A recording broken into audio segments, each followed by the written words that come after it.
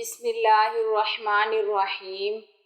نماز عصر کے بعد اس کلمے کو 3 بار پڑھنے سے جسم سے ہر بیماری جاتی رہتی ہے اور مرتے دم تک کوئی بیماری نہیں ہوگی۔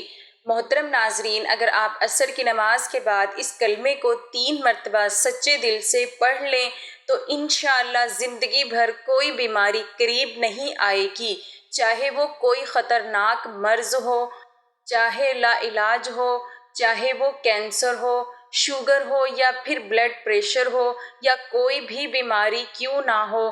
رسول پاک صلی اللہ علیہ وسلم کے بتائے ہوئے ان مختصر کلمے میں اتنی برکت ہے کہ اللہ تعالیٰ کی رحمت سے جسم سے ہر بیماری کو نکال کر انسان کو مکمل تندرست کر دیا جاتا ہے اور پھر موت تک کوئی بیماری قریب بھی نہیں آتی انشاءاللہ۔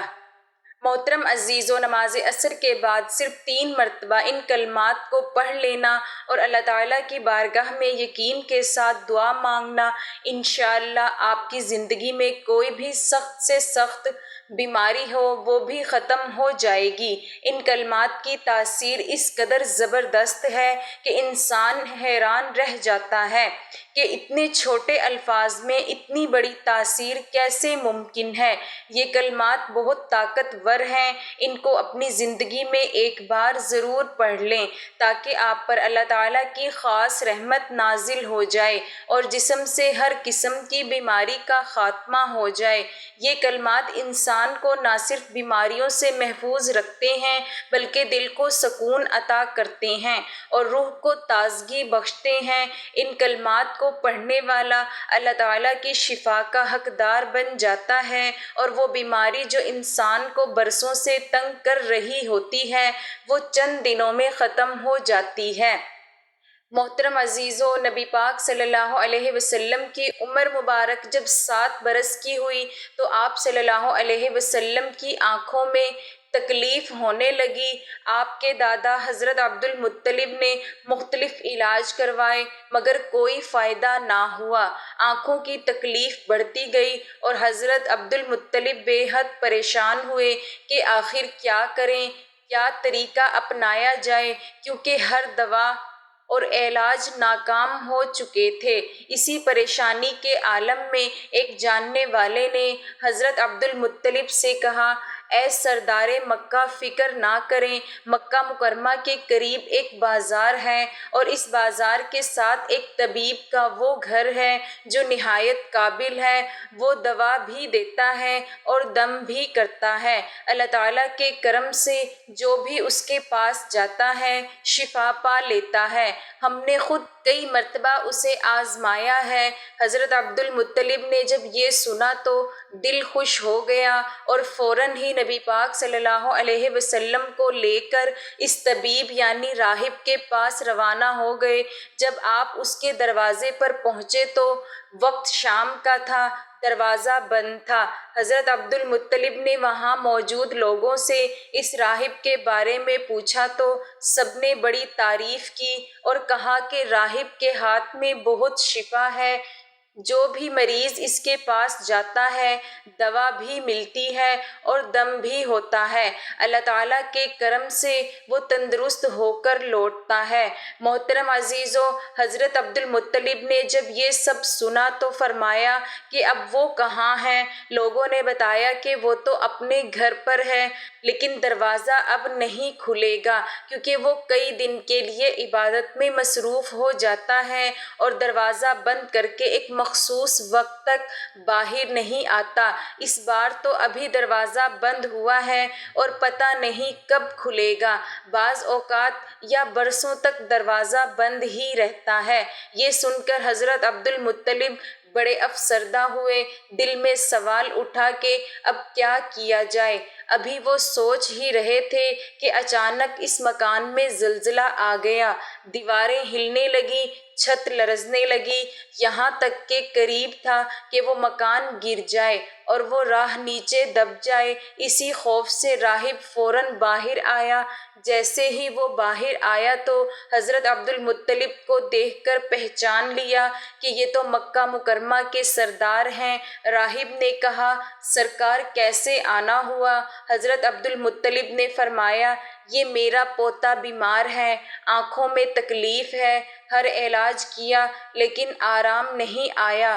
سنا ہے آپ دوا بھی دیتے ہیں اور دم بھی کرتے ہیں، مہربانی فرما کر شفا کی دعا کریں اور دوا بھی دے دیں تاکہ میرے پوتے کی آنکھیں ٹھیک ہو جائیں۔ راہب نے جب نبی پاک صلی اللہ علیہ وسلم کے چہرے مبارک پر نظر ڈالی تو دیکھتا ہی رہ گیا۔ پھر وہ اندر گیا، غسل کیا، پاکیزہ لباس پہنا، خوشبو لگائی اور اپنے کمرے سے ایک پرانی آسمانی کتاب نکال کر لایا اور نبی پاک صلی اللہ علیہ وسلم کے چہرے انور کو غور سے دیکھنے لگا۔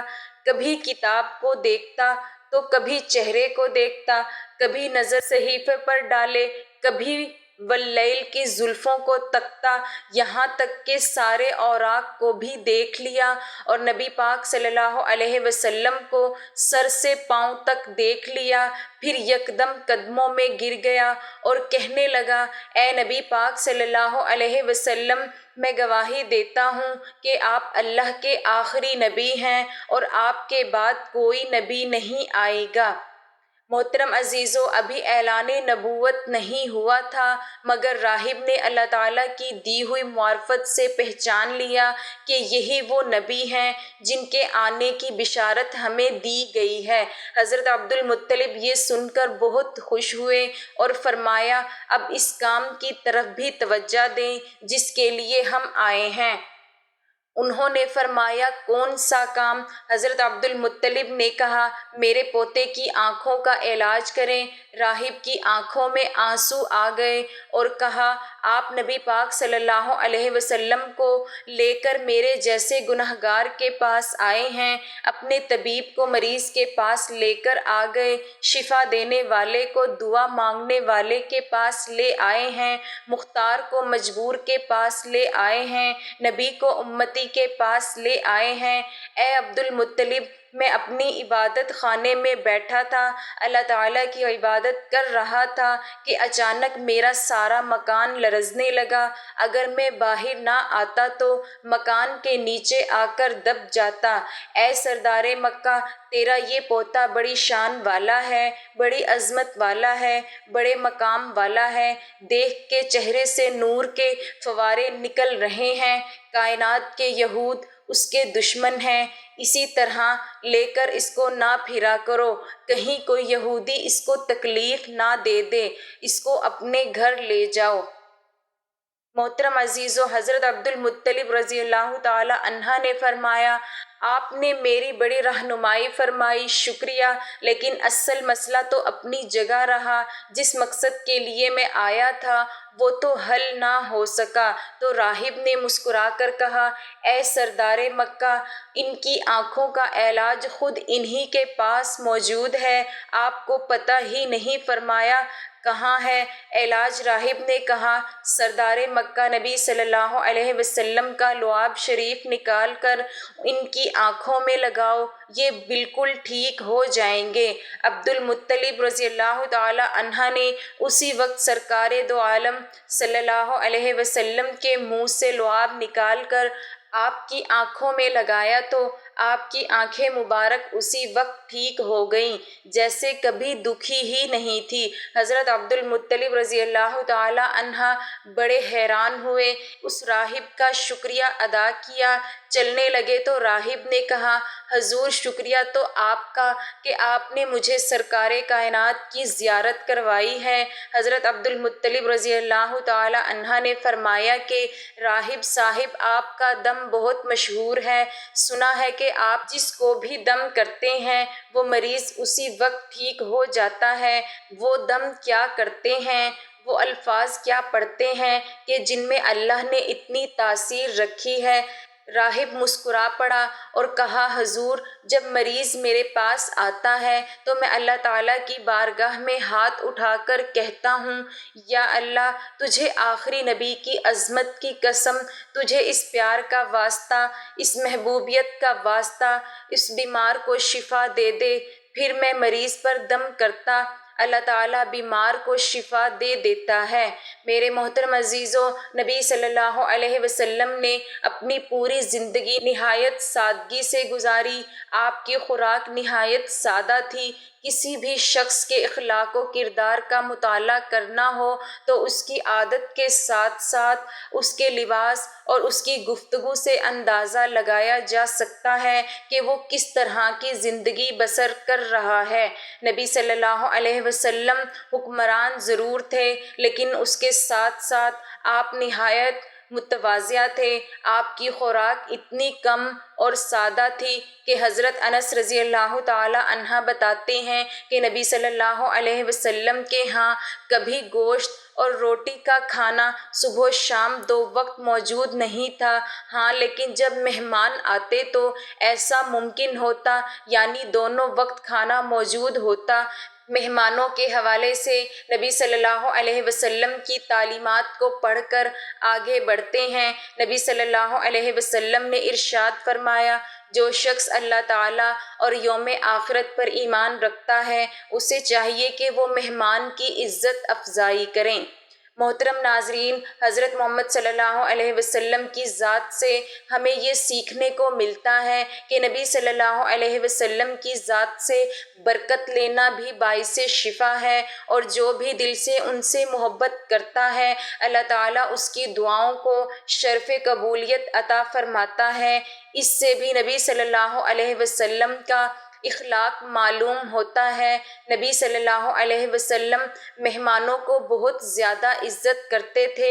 ام المومنین حضرت عائشہ صدیقہ رضی اللہ تعالی عنہا فرماتی ہیں کہ آل محمد صلی اللہ علیہ وسلم نے کبھی لگاتار 2 دن جو کی روٹی سیر ہو کر نہیں کھائی، حتیٰ کہ نبی صلی اللہ علیہ وسلم وصال پا گئے۔ حضرت عائشہ صدیقہ رضی اللہ تعالی عنہا سے مروی ہے، ایک دوسری روایت میں ہے کہ جب سے نبی صلی اللہ علیہ وسلم مدینہ منورہ تشریف لائے، آل محمد صلی اللہ علیہ وسلم نے کبھی مسلسل 3 راتیں گندم کی روٹی سیر ہو کر نہیں کھائی۔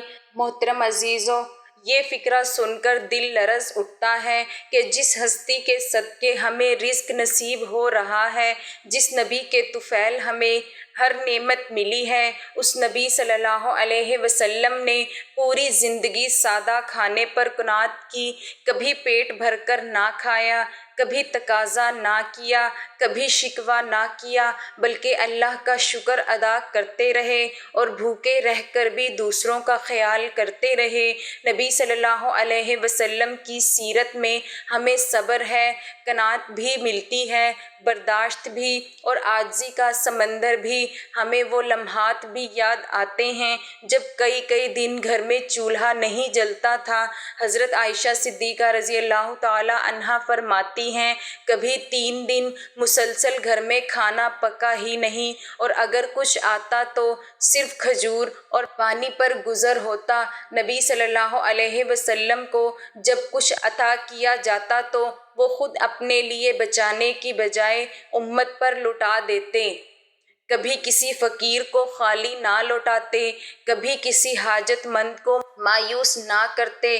حضرت جابر رضی اللہ تعالی عنہ فرماتے ہیں کہ نبی صلی اللہ علیہ وسلم سے جب بھی کسی نے کچھ مانگا آپ نے انکار نہیں فرمایا۔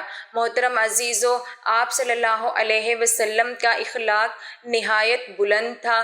آپ صلی اللہ علیہ وسلم نے کبھی کسی کو حقیر نہ سمجھا، نہ غلاموں کو، نہ یتیموں سے بے رخی برتی، بلکہ ہر کسی کو عزت دی، محبت دی، شفقت دی، اور یہی وہ خصلت تھی جس نے سخت دلوں کو بھی موم کر دیا، جس نے دشمنوں کو بھی دیوانہ بنا دیا۔ حضرت انس رضی اللہ تعالی عنہ فرماتے ہیں کہ میں نبی صلی اللہ علیہ وسلم کی خدمت میں 10 سال رہا، کبھی آپ نے مجھے اف تک نہ کیا، کبھی کوئی شکوہ نہ کیا، کبھی یہ نہ فرمایا کہ یہ کام کیوں کیا، یہ کیوں نہیں کیا۔ کیا نبی صلی اللہ علیہ وسلم کا چہرہ مسکراتا تھا؟ نرم لہجہ، نرم مزاجی اور محبت بھرا انداز آپ کی ہر بات کو دل میں اتار دیتا تھا۔ محترم عزیزو، جب ہم نبی صلی اللہ علیہ وسلم کے ان اوصاف کو پڑھتے ہیں تو ہمیں اپنی زندگی کا محاسبہ کرنا چاہیے کہ ہم کتنے خود غرض ہو چکے ہیں۔ ہم ذرا سی بات پر لڑ پڑتے ہیں، ذرا سا مال آنے پر فخر میں آ جاتے ہیں، اور جب نعمتیں کم ہو جائیں تو شکوے شروع ہو جاتے ہیں۔ لیکن نبی صلی اللہ علیہ وسلم نے تو ساری زندگی ایک معمولی بستر پر گزار دی۔ ایک روایت میں آتا ہے کہ حضرت عمر رضی اللہ تعالی عنہ جب نبی صلی اللہ علیہ وسلم کے حجرے مبارک میں داخل ہوئے تو آپ صلی اللہ علیہ وسلم ایک کھجور کی چٹائی پر آرام فرما رہے تھے۔ چٹائی کے نشان جسم مبارک پر نمایاں تھے۔ حضرت عمر رضی اللہ تعالی عنہ کی آنکھیں نم ہو گئیں۔ عرض کیا، یا رسول اللہ صلی اللہ علیہ وسلم کیسر و کسرہ ریشمی بستروں پر ہیں اور آپ صلی اللہ علیہ وسلم اس چٹائی پر آرام فرما رہے ہیں۔ آپ صلی اللہ علیہ وسلم نے مسکرا کر فرمایا، عمر، کیا تم یہ نہیں چاہتے کہ ان کے لیے دنیا ہو اور ہمارے لیے آخرت؟ یہی وہ سبق ہے جسے ہمیں اپنی زندگی کا حصہ بنانا ہے۔ ہم دنیا کے مال پر نہ اتریں، نہ کسی کو حقیر جانیں، نہ کسی سے بے رخی کریں، بلکہ عاجزی اختیار کریں، شکر کریں، قناعت کریں اور محبت بانٹیں۔ محترم عزیزو، اگر نبی صلی اللہ علیہ وسلم بھوکے رہ کر بھی مسکراتے تھے تو ہمیں بھی اپنی چھوٹی چھوٹی محرومیوں پر شکایت نہیں کرنی چاہیے۔ اگر نبی صلی اللہ علیہ وسلم نے کبھی کسی سے بدلہ نہ لیا تو ہمیں بھی معاف کرنا چاہیے۔ اگر نبی صلی اللہ علیہ وسلم نے سب سے زیادہ دوسروں کی فکر کی تو ہمیں بھی دوسروں کے لیے جینا سیکھنا چاہیے۔ یہی سیرت طیبہ ہے، یہی اصل مقام ہے، یہی اصل عشق ہے کہ ہم نبی صلی اللہ علیہ وسلم کی زندگی کو پڑھیں، سمجھیں اور اپنائیں۔ ارشاد فرمایا، میرا دنیا سے کیا تعلق؟ دنیا میں میری مثال تو اس مسافر جیسی ہے جو تھوڑی دیر کے لیے کسی درخت کے سائے تلے ٹھہرتا ہے، پھر اسے چھوڑ کر اپنا راستہ لیتا ہے۔ اگر ہم رسول اللہ صلی اللہ علیہ وسلم کی حیات طیبہ پر نظر ڈالیں تو معلوم ہوتا ہے کہ آپ کی زندگی ہر پہلو سے سادگی کی تصویر تھی۔ آپ نے نہ صرف اپنی زندگی سادگی سے گزاری بلکہ اپنے صحابہ کی تربیت بھی اسی انداز میں کی کہ دنیا کی بے وقتی کو خوب واضح کیا۔ آئیے دیکھتے ہیں اللہ کے رسول صلی اللہ علیہ وسلم نے صحابہ کرام کی تربیت کیسے فرمائی۔ حضرت جابر رضی اللہ تعالی عنہ فرماتے ہیں کہ حضور نبی کریم صلی اللہ علیہ وسلم مدینے سے آتے ہوئے بازار سے گزرے۔ آپ کے ارد گرد بہت سے صحابہ کرام تھے۔ آپ ان کے ہمراہ تشریف لے جا رہے تھے کہ راستے میں ایک بکری کا مرا ہوا بچہ پڑا تھا۔ اس کے کان چھوٹے تھے۔ آپ نے اس کا کان پکڑ کر فرمایا، ساتھیو، تم میں سے کون ہے جو اسے 1 درہم میں لینے پر راضی ہو؟ صحابہ نے عرض کیا، یا رسول اللہ صلی اللہ علیہ وسلم، 1 درہم تو بہت بڑی بات ہے، ہم تو 1 پیسے میں بھی لینے کو تیار نہیں، اور اسے لے کر کریں گے کیا؟ اب طے ہوا کہ اچھا، کیا تم اسے مفت لینے کے لیے راضی ہو؟ صحابہ نے عرض کیا، یا رسول اللہ صلی اللہ علیہ وسلم، اگر یہ زندہ ہوتا تب بھی یہ عیب دار شمار ہوتا کیونکہ اس کے کان چھوٹے ہیں، اور اب تو یہ مرا ہوا ہے۔ محترم عزیزو، دیکھیے اللہ کے رسول صلی اللہ علیہ وسلم دنیا کی بے ثباتی اور کم حیثیت کو کس انداز میں بیان فرما رہے ہیں۔ آپ نے ارشاد فرمایا، اللہ کی قسم، اللہ تعالیٰ کے نزدیک دنیا اس مردار سے بھی کم حیثیت رکھتی ہے۔ پھر ایک موقع پر دنیا کی حقیقت ان الفاظ میں بیان فرمائی: اگر دنیا اللہ کے نزدیک مچھر کے پر کے برابر بھی حیثیت رکھتی ہوتی تو وہ کسی کافر کو اس میں پانی کا ایک گھونٹ بھی نہ دیتا۔ محترم عزیزو، ذو الحجہ کا بابرکت مہینہ ہے۔ یہ ان 4 مہینوں میں سے ایک ہے جن کا ذکر اللہ نے قرآن میں کیا ہے۔ ان دنوں میں اللہ کو راضی کرنے کا وقت ہے۔ ان دنوں میں اپنے نفس کو قابو میں رکھنے کا وقت ہے، دنیا کی حقیقت کو سمجھنے اور آخرت کے لیے تیاری کرنے کا وقت ہے۔ جان لیجئے یہ کلمات بہت بابرکت ہیں، بالکل اسی طرح جیسے یہ دن برکت والے ہیں اور رحمت والے ہیں۔ اللہ پاک نے ان کلمات میں بہت زیادہ شفا رکھی ہے۔ جو بھی شخص کسی ایسی بیماری میں مبتلا ہو جس کا وہ بار بار علاج کروا کر تھک چکا ہو اور اب بھی اسے شفا نہ مل رہی ہو، وہ ان کلمات کو ضرور اپنائے۔ انشاءاللہ اللہ پاک اسے ہر بیماری سے نجات عطا فرمائے گا۔ وہ کلمات یہ ہیں: سبحان اللہ العظیم وبحمدہ، لا حول ولا قوۃ الا باللہ العلی العظیم۔ آپ نے ان کلمات کو نماز عصر ادا کرنے کے فوراً بعد 3 مرتبہ پڑھنا ہے، لیکن اس سے پہلے اول آخر 1 مرتبہ درود پاک پڑھنا ہے، اور اس کے بعد تعوذ اور تسمیہ یعنی اعوذ باللہ من الشیطان الرجیم، بسم اللہ الرحمن الرحیم بھی پڑھ لینا ہے۔ اس کے بعد یہ کلمات 3 مرتبہ ادا کرنے ہیں۔ جب یہ 3 مرتبہ مکمل ہو جائیں تو پھر آپ نے لا الہ الا اللہ کی ایک تسبیح مکمل کرنی ہے، یعنی اس انگلیوں پر گن کر یا تسبیح کے دانوں پر پورے 100 مرتبہ پڑھنا ہے۔ جب آپ آخری دفعہ پڑھیں تو ساتھ محمد الرسول اللہ صلی اللہ علیہ وسلم پڑھیں تاکہ آپ کی تسبیح پوری ہو جائے۔ جب یہ تسبیح مکمل ہو جائے تو آخر میں دوبارہ اتنی ہی مرتبہ درود پاک پڑھ لینا ہے جتنی بار آپ نے ابتدا میں پڑھا تھا۔ محترم عزیزو، جو بھی سخت سے سخت بیماری ہو، لا علاج مسئلہ ہو، کوئی ایسی پریشانی ہو جو حل ہونے کا نام نہ لے رہی ہو، تو یہ عمل ضرور کریں۔ انشاءاللہ اللہ پاک آپ کو ان کلمات کی برکت سے فوری شفا عطا فرمائے گا اور آپ کے دل کو سکون ملے گا۔ محترم عزیزو، یہ کلمات صرف 3 مرتبہ عصر کی نماز کے بعد ادا کرنے ہیں۔ اول آخر 1 مرتبہ درود پڑھنا ہے۔ انشاءاللہ اس عمل کی برکت سے آپ شفا یاب ہو جائیں گے۔ ناظرین، ایک مرتبہ پھر آپ کو اس عمل کا طریقہ کار سمجھا دیتی ہوں۔ سب سے پہلے آپ نے حضور پاک صلی اللہ علیہ وسلم کی ذات اقدس پر درود پاک کا نذرانہ پیش کرنا ہے۔ درود ابراہیمی کی فضیلت زیادہ ہے، اسی لیے آپ نے درود ابراہیمی پڑھنا ہے، اور ایک بار ثواب کی نیت سے میرے ساتھ بھی درود پاک پڑھ لیں۔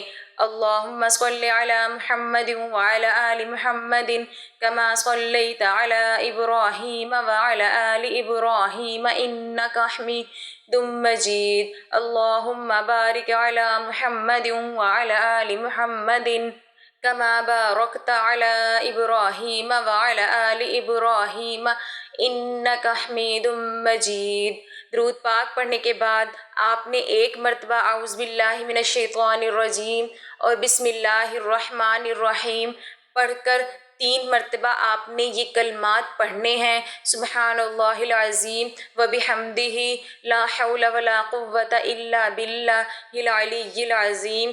جب آپ 3 مرتبہ یہ کلمات پڑھ لیں تو آپ نے ایک مکمل تسبیح لا الہ الا اللہ کی پڑھنی ہے۔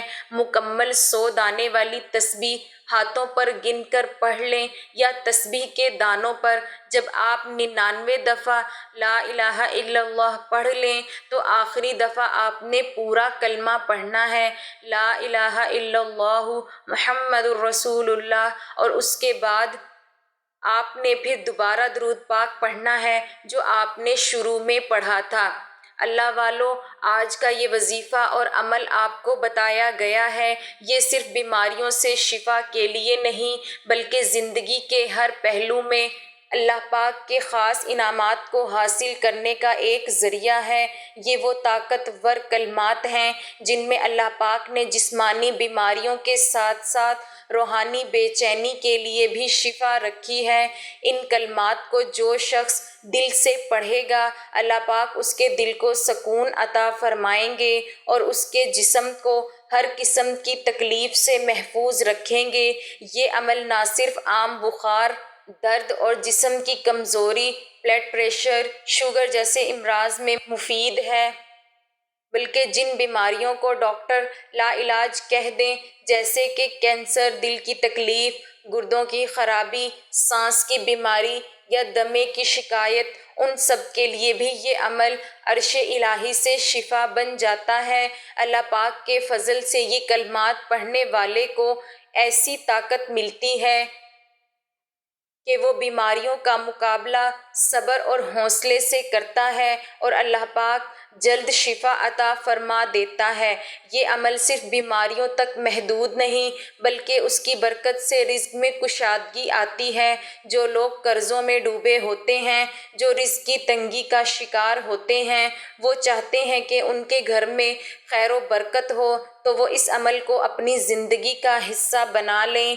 انشاءاللہ گھر میں خوشحالی آ جائے گی، میاں بیوی میں محبت پیدا ہوگی، اولاد فرما بردار بن جائے گی اور گھر جنت کا نمونہ بن جائے گا۔ جو شخص عصر کے بعد یہ کلمات پڑھے گا، اس کے رزق کے دروازے کھلیں گے، کاروبار میں ترقی ہوگی، بے برکتی ختم ہوگی اور دل کو وہ روحانی سکون حاصل ہوگا جو مال و دولت سے نہیں ملتا۔ ان کلمات کو پڑھنے سے دل مضبوط ہوتا ہے اور ہر قسم کے وسوسوں، خوف اور فکر بیماریوں سے نجات ملتی ہے۔ اب ہم دعا کرتے ہیں کہ اللہ پاک جو بھی یہ کلمات پڑھے اسے شفا عطا فرما، اس کے رزق میں برکت دے، اس کے دل کو سکون دے، اس کے گھر کو جنت بنا دے اور اس کی اولاد کو اس کے لیے صدقہ جاریہ بنا۔